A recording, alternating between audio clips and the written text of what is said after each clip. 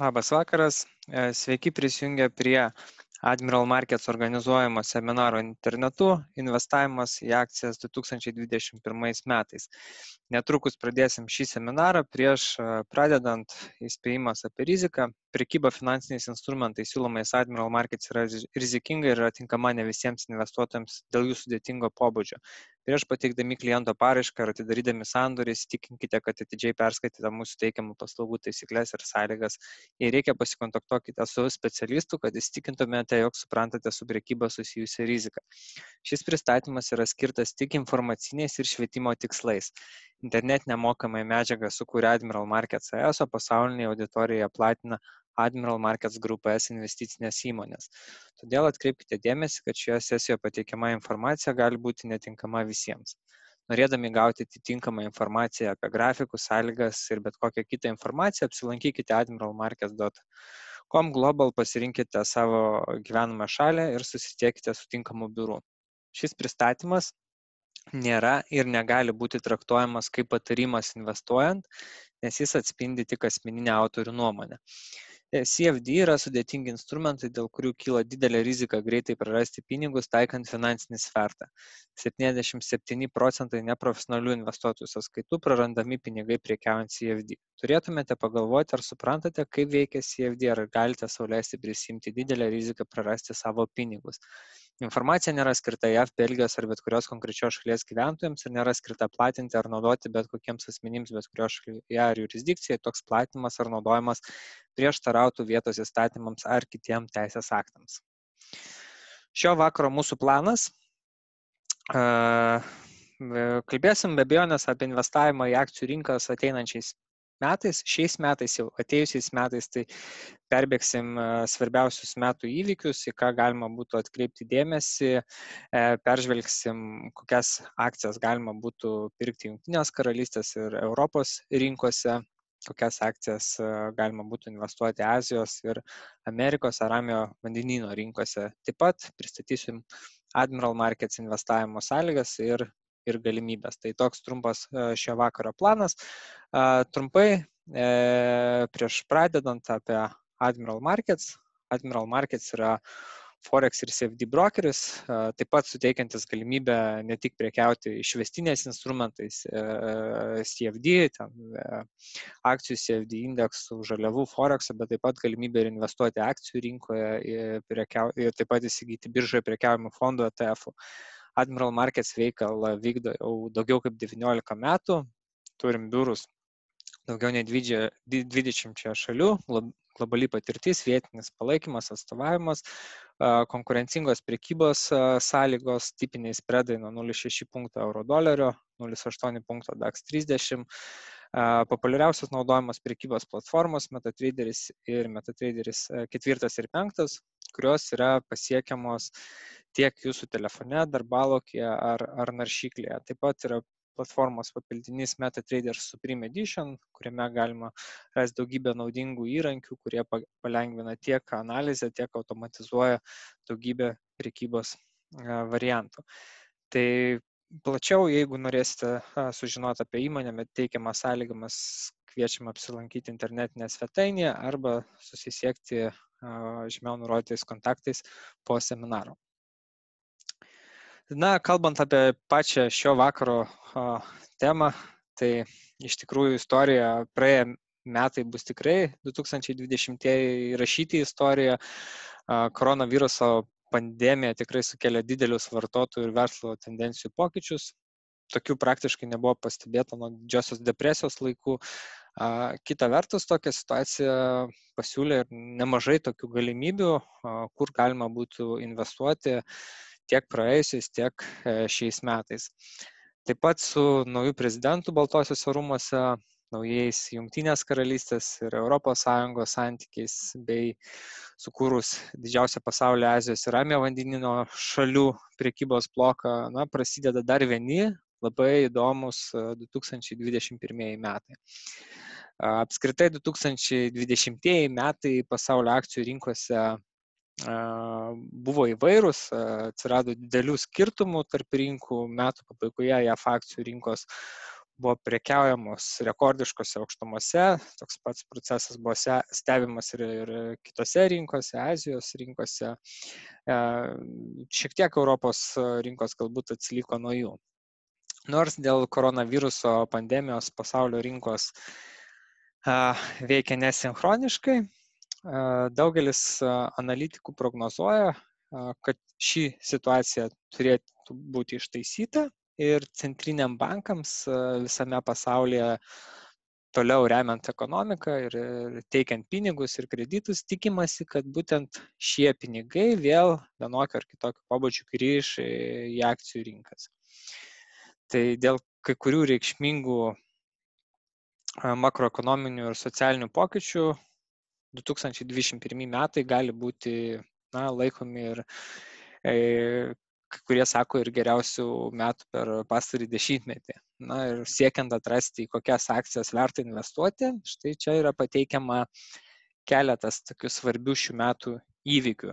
Tai kaip Joe Bideno išrinkimas į Baltuosius rūmus, nauji Jungtinės karalystės ir Europos Sąjungos santykiai, didžiausio pasaulio prekybos bloko Azijos ir Ramiojo vandenyno regiono sukūrimas, biotechnologijų ir farmacijos akcijų paklausos didėjimas, kuriant vakciną apsaugančią nuo koronaviruso, didesnis perėjimas prie atsinaujinančių ir švaresnių energijos šaltinių, Kinijos spartus ekonomikos augimas palaikomas valstybės, naujo žaliavų sektoriaus bulių ciklas, kuris sąlygoja pasiūlos apribojimą ir didėjantį paklausą, ir sektorių rotacija, tokia, kokios praktiškai nebuvo matyti labai senai. Tai kiekvienoje iš esmės iš šių situacijų yra bendrovių, kurios turi iš to naudos. Nors, aišku, nieks negali 100% užtikrintai nuspėti, kuri investicija į akcijas bus geriausia, o kuri ne, tačiau supratimas apie bendrą vaizdą visada gali padėti investuotojams. Daugelis, jeigu kalbėtume apie ES ir Jungtinės karalystės rinkų, tai daugelis fondų valdytojų žvelgia būtent į šių rinkų perspektyvas 2021 metais, nors jos ir atsiliko nuo JAV rinkos, koronaviruso vakcinos sukūrimas, nauji santykiai tarp šių šalių, taip pat naujasis prezidentas, visą tai gali iš tikrųjų atverti labai įdomių galimybių. Net legendinis obligacijų fondų valdytojas, PIMCO įkūrėjas Billas Grossas teigia, kad Europos akcijų rinkos gali viršyti lūkesčius 2021 metais, nes praktiškai jų buvo atsisakyta 2020 metais. Tai daugelis mano, kad galima investuoti ir į tokius sektorius, kurie ypač nukentėjo nuo koronaviruso pandemijos, tai galim paimti vieną pavyzdį, tai kelionių laisvalaikio ar bankų sektoriai dėl vyriausybių draudimo išmokėti dividendus, tai galima aptarti keletą galimybių. Viena iš jų yra EasyJet PLC. Tai 2020 metais visame pasaulyje oro bendrovių akcijos smuko dėl koronaviruso pandemijos apribojimų, tačiau pradėjus naudoti koronaviruso vakciną, reikalai vėl iš lėto pradeda judėti. Čia tikrai iš lėto reikėtų akcentuoti, nors oro bendrovės orientuojasi verslo kelionės, gali nukentėti dėl dabar naujo nuotolinio darbo galimybių, bet yra daugybė žmonių, kurie tiesiog nori atostogauti, keliauti su šeimom, draugais, tai visame pasaulyje. Tai EasyJet gali būti tinkama galimybė to pasinaudoti, nes nuo 2015 metų šios bendrovės akcijų kaina krito beveik 80%. Tačiau tai nėra vien impulsinis žaidimas, o labiau tinka galbūt ilgalaikiam vertės investuotojui, kaip investavimas į vertės akcijas. EasyJet sprendžia šiuo metu didžiulių susikaupusių skolų problemas, yra paskyrė keletą specialistų, kurie padėtų būtent išspręsti šias problemas. Pateiktame grafike aiškiai matyti žemas kritimas į EasyJet akcijų kainą nuo visų laikų aukščiausios kaino lygio, kuris buvo 1928 svarai. pasiekto 2015 metais. Įdomu tai, kad kritimas sustojo pasiekus būtent istorinę kylančios tendencijos palaikymo liniją, grafika žalia pavaizduota, ir nuo to laiko bando kažkiek sugrįžti atgal, kildama aukštyn kainų užstrigo maždaug ties 800 svarų lygių ir sukūrė horizontalę pasipriešinimo liniją. Čia galite matyti punktyrinę liniją. Jeigu kaina sugebės išsilaikyti aukščiausio lygio, tai gali būti jau ženklas, kad ilgalaikiai investuotojai yra pasirengę pirkti akcijas dėl ilgalaikio kilimo. Ar tai jūsų investicinės akcijos ar ne, tai jau be abejonės priklauso nuo kiekvieno investavimo stiliaus, kadangi EasyJet toliau susiduria su nemažai priešinių vėjų, bendrovės akcijų kaina yra tikrai žemame lygyje, tad tai yra daugiau vertės investicija, o ne impulso augimo, kaip pasižiūrėsim sekantį akciją. Ir greičiausiai tai tinka daugiau ilgalaikiam kantriem investuotojam. Admiral Markets turi Invest sąskaitos tipą, kuriame galima tiesiog įsigyti akcijų ilgojo laikotarpiu be papildomo aptarnavimo mokesčių, tiesiog yra prieinami komisiniai už sandorio atidarimą ir uždarimą, apie tai galėsim pasižiūrėti šiek tiek vėliau.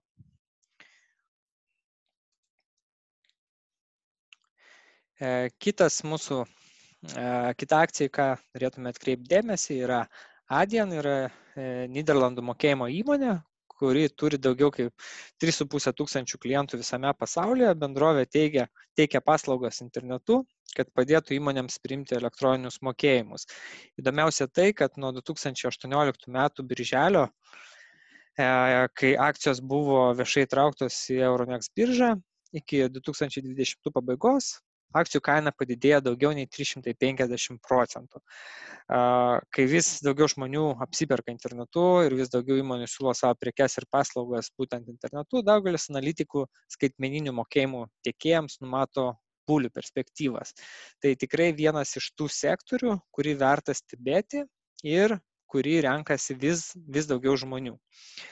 Tikrai vienas iš tų sektorių, kurį galima atkreipti dėmesį, ypač galima atkreipti dėmesį į šią kompaniją, kuri turi europinę bankininkystės licenciją ir licenciją Australijoje, Singapūre, Honkongė, taip pat jau baigė sudaryti sutartį su eBay. Jeigu žiūrėsime į patį grafiką, tai ilgalaikiame savaitinėme grafike, Adyen akcijų kainos grafike aiškiai matyti be abejonės kilimo tendencija, kuri pradėjo formuotis iškart po 2018 metų, kai buvo įtraukta į Euronext biržą. Augimo tendencija taip pat patvirtina 50 periodų raudoną liniją ir 100 periodų žalia linija slankieji eksponentiniai vidurkiai, kurie taip pat juda aukštyn ir atsiskiria vienas nuo kito. Šis techninis indikatorius dažnai naudojamas siekiant patvirtinti rinkos tendencijos ir palaikymo bei pasipriešinimo lygius, ties kuriais rinka gali apsisukti. Šios rūšies akcijos yra daug labiau tinkamos galbūt momentiniams augimo investuotojams. Nors investuotojai dažniausiai naudoja tradicinę investavimo formą, tiesiog įsigydami įmonės akcijų, šioje vietoje galbūt ir daugiau prekiautojai, spekuliantai galbūt naudojasi ir būtent tokiam sparčiom impulso galimybių gaudimui naudoja CFD instrumentus. Tai turim Admiral Markets, turim Trade MT5 sąskaitą, kur galima išvestiniam akcijom prekiauti per CFD instrumentus arba indeksais. Tai šioje vietoje yra galimybė tiek longint, tiek shortint bei prieinama prekyba su svertu. Akcijų rinka yra 1:5, tai apie tai irgi šiek tiek vėliau apie prekybos sąlygas. Kas liečia investavimą į JAV akcijų rinką, tai JAV akcijų rinka nuo praktiškai pradžios važinėjo kalneliais, S&P indeksas pandemijos metu krito 35% žemyn, vėliau atsikopė ir išaugo beveik 70% ir pasiekė visų laikų naujas aukštumas. Be abejonės prie to prisidėjo ir tai, kad JAV rinkimų metai, kurie paprastai lenkia kitus rinkų ciklus ir su naujų prezidentų Baltosiuose rūmuose taip pat kyla ir naujų idėjų. Joe Bideno dėmesys atsinaujinančiai energijai, klimato kaitai, sveikatos priežiūrai būtent padeda šiems sektoriams ir greičiausiai tai tęsis ir ateinančiais metais. Tačiau yra ir tam tikrų nuogąstavimų, kad mokesčių pokyčiai ir griežtesnės naujosios administracijos pozicija dėl kai kurių įmonių gali turėti įtakos ir akcijų rinkos augimui. Nepaisant to, CNBC analitiko apklausa numato, kad 2021 metais S&P indeksas padidės nuo 8 iki 22%. Viena iš turbūt daugiausiai dėmesio sulaukusių akcijų, Teslos akcijos, tai tikrai buvo labai turbūt karščiausia 2020 metais ir daugelį investuotojų mano, kad taip pat gali būti ir 2021 metais. Dėl įvairių veiksnių šio elektrinių transporto priemonių gamintojų akcijų kaina padidėjo daugiau nei 600%. Vienas iš veiksnių buvo Tesla įtraukimas ir į S&P akcijų indeksą, vieną garsiausių ir gerbiamiausių pasaulio indeksų. Apie šį papildymą buvo pranešta jau lapkričio mėnesį, o įvyko tai kiek vėliau, tais pačiais metais, tačiau Tesla akcijos jau prieš šią naujieną augo, o tada tiesiog, žinoma, tas augimas dar labiau pagreitėjo.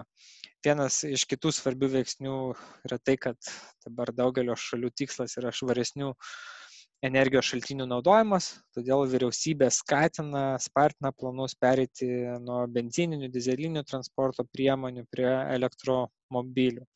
Paklausos padidėjimas padėjo Tesla bendrovei, kuri plečia savo veiklą, atidarydama naujas gamyklas Šanchajuje, Berlyne ir Teksase.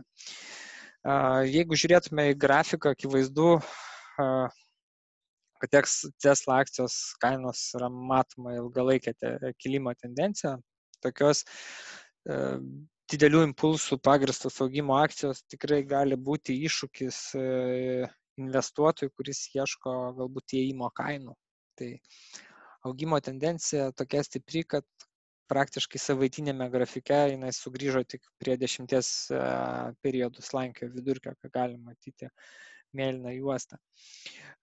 Nors savaitiniai slankieji vidurkiai galėtų suteikti investuotojams informacijos apie įėjimo lygį, tačiau tokios stiprios tendencijos akcijos dažniausiai būna mažesnio laikotarpio prekiautojų pasirinkimas, kurie naudojasi tokių tiesiog impulsinių šuolių. Tai daugiau skirta galbūt dienos prekyba ir swing prekyba ir galbūt net ir valandos grafike prekiaujantiems prekiautojams. Disney greičiausiai yra įmonė, kuri taip pat žinoma nuo labai senų laikų, jos kūrimas praktiškai jau yra prieš 100-metį, 1923. Ji iš tikrųjų nuėjo ilgą kelią su savo dukterinėm įmonėm, įskaitant tokius žinomus pavadinamus kaip Pixar, Marvel, Hulu, 20th Century Studios, Lucasfilm ir jos Disney Parks and Experiences padalinį. Tačiau labiausiai investuotojus jaudina turbūt įmonės tiesioginio srauto paslaugos su Disney+. Nors šis sritis yra užpildyta ir kitų srautinių transliacijų gigantų, tokių kaip Netflixas ir Apple TV+, analitikai vis dar prognozuoja bulių judėjimą Disney įmoniai. Goldman Sachs padidino tikslinę Disney akcijų kainą iki $200, tai yra daugiau kaip 150% aukščiau nei 2020 metų žemiausia kaina. Investuotojams taip pat patinka informacija, kad duomenys rodantis, kad daugiau kaip 86 milijonai vartotojų buvo užsiprenumeravę Disney Plus paslaugą, tad bendrovė perkopė savo 5 metų tikslą, kuris buvo nuo 60 iki 90 milijonų jau pirmaisiais metais. Ir pranešimas būtent įmonės, kad iki 2024 metų bendrovė tikisi pasiekti nuo 230 iki 260 milijonų Disney Plus abonentų. Taip pat planas yra padidinti abonementų kainas pagrindinėse Europos ir JAF rinkose $1 arba $2 eurais. Tai 2020 Disney akcijos ryžtingai skriejo į viršų, kol per pirmą pusmetį dėl koronaviruso pandemijos nukrito beveik 45%, po to pakilo 100% iki naujų visų laikų rekordų. Didžiąją nuosmukio dalį lėmė Disney parko ir kurortų padalinio uždarimas. Tačiau viena iš priežasčių, kodėl investuotojai mėgsta šią įmonę, nes ji dabar prisijungia prie tiesioginio srauto paslaugų teikimo. Jeigu žiūrim į techninę pusę, tai 50 periodų šioje vietoje raudonoji linija ir 100 periodų žalia linija, eksponentiniai slankieji vidurkiai taip pat juda į viršų, patvirtindami kylančią tendenciją. Kartu pateikdami sritis, ties kuriomis kaina gali arba apsisukti, arba atšokti. Investavimas į Azijos ir Ramiojo vandenyno rinkos, tai daugelis apskritai analitikų mano, kad 2020 metai besivystančiose rinkose turėtų būti tikrai geri metai, nepaisant to, kad ten gyvena 85% pasaulio gyventojų ir laikoma iš kitų pasaulio ekonomikos augimo variklių. Tai Japonijos, Kinijos ir Hongkongo akcijų rinkos pagal rinkos kapitalizaciją jau aplenkė ir Europą, ir Jungtinę karalystę. Nepaisant to, šiuo metu vyksta dramatiški pasaulinės galios pokyčiai, todėl Azijos ir Ramiojo vandenyno regiono investuotojai juda bulių tendenciją. NIO turbūt daugeliu jau girdėta sensacija, tai yra elektrinių transporto priemonių rinkos lyderė, jom aktyviai prekiauja investuotojai. NIO yra Šanchajoje įsikūrusi įmonė, kurios pajamos 2018 siekia 720 milijonų JAV dolerių.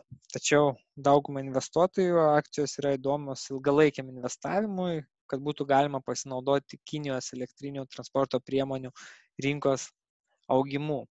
Pateiktame akcijų kainų savaitinėme grafike matomas pradinis silpnumas po pradinio viešo akcijų siūlymo 2018 metais, tačiau per 2020 koronaviruso pandemiją investuotojai pakėlė NIO akcijos kainą beveik 1500%. Nors egzistuoja tam tikros priešos, pavyzdžiui, JAV prezidento Joe Bideno administracijos ir Kinijos santykių plėtra, elektrinių transporto priemonių sektorius elektromobilių greičiausiai bus daugelio investuotojų sąraše. Ir NIO yra prekės ženklas, kuris gal ir nesukelia tiek daug aistrų kaip Tesla, kuri, aišku, irgi perkama vien dėl įkūrėjo Elono Musko, bet tai tikrai akcija, kurią galima atkreipti dėmesį. Trumpai, jeigu kalbėtume apie Admiral Markets prekybos sąlygas, tai investavimas prieinamas tiek į akcijas, tiek ir ETF-us, 15 didžiausių vertybinių popierių biržoje. Minimalus aktyvavimas sąskaitos praktiškai nuo 1 euro yra, investuoti komisiniai mažiausiai yra $1 arba €1 už sandorio pusę. Galima gauti tiesiai dividendus į prekybos sąskaitą, susidaryti portfelį ir be abejonės pažangi prekyba naudojant MetaTrader 5 prekybos platformą. Tai jeigu keliautume į Admiral Market svetainę, trumpai supažindinsiu su sąskaitų tipais, kurios galima pasirinkti ir plačiau susipažinti su investavimo arba prekybos galimybės. Tai jeigu pasirinktume MetaTrader 5 prekybos platformą, populiariausias sąskaitos tipas prekybai būtų išvestiniais instrumentais, CFD instrumentais Trade MT5, daugiau skirtas aktyviems prekiautojams, trumpalaikiams investuotojams, būtų prieinama galimybė tiek shortint, tiek longint akcijas, tiek svertas mažmeniniam klientam iki 1:30, bet jis priklauso ir nuo prekybos instrumentų, tai kaip pavyzdys akcijom būtų svertas iki 1:5. O ilgalaikiam investuotojams yra Invest MT5 sąskaitos tipas, kur priekyba jau ne išvestiniais instrumentais, bet sverto, skirta ilgalaikiam investavimui, kur prieinamos akcijos ir biržoje prekiaujami fondai. Tai jeigu užeitume į sandorių ypatybių skiltį, galim susipažinti su biržomis ir akcijų sąrašu priklausomai nuo pasirinkto segmento ir susipažinti su komisiniais. Tai kas liečia Ameriką, tai yra mažiausiai $1 už sandorio pusę arba 2 centai už akciją. Europoje būtų 1 euras arba 0,15 nuo prekybos apimties, jeigu denominuotas instrumentas eurais, ir kitom valiutom kita išraiška. Jungtinė karalystė 1 svaras ir taip pat Azija, Ramusis vandenynas 0,15 nuo apimties arba 8 Australijos doleriai. Tiek trumpai apie pačias prekybos sąlygas. Daugiau informacijos dominančiais klausimais galite rasti tiek svetainiai arba susisiekę su mūsų biuru. Keletas trumpų patarimų pradedantiesiam investuotojam. Be abejonės, jeigu kalbam apie investavimą, tai investavimas yra investavimas ilgojo laikotarpiu, tai nėra kažkoks tai trumpas metų 2,5 dalykas, reikėtų susidaryti be abejonės investavimo planą. Gal tai turėtų būti periodinis investavimas, įmokų periodinių indeksavimas, jeigu jūsų pajamas kyla, tokiu būdu reikėtų ir įmokas periodinės didinti. Žodžiu, reikėtų valdyti savo portfelį, investavimą, valdyti riziką, pasirinkti instrumentus pagal savo rizikos apetitą, taip pat diversifikuoti savo investicijų portfelį. Yra ir galimybė prekiauti diversifikuotais fondais, ETF-ais, investuoti į juos. Taip galima subalansuoti investavimo riziką ir grąžą. Be abejonės reikėtų reguliariai stebėti savo investicijas ir priimti sprendimus vadovaujantis galva, o ne emocijomis. Teoriškai atrodo viskas pakankamai aišku, praktikoje būna kiek sudėtingiau, tai tam yra ir demonstracinė sąskaita, kurią galite išbandyti. Tai yra nemokamas įrankis su realiomis investavimo arba prekybos sąlygomis, kur galite treniruotis, mokytis, susipažinti su instrumentais, prekybos investavimo sąlygomis. Tai yra įrankis, nuo kurio galima pradėti domėjimąsi ir investavimą. Tai tiek šiandien, nepamirškite prisijungti prie mūsų kitą kartą arba apsilankykite YouTube'ės kanale Admiral Markets Lietuva, kur galite rasti dalį mūsų vykusių webinarų. Tai dėkojame už dalyvavimą šį vakarą ir gero jums vakaro.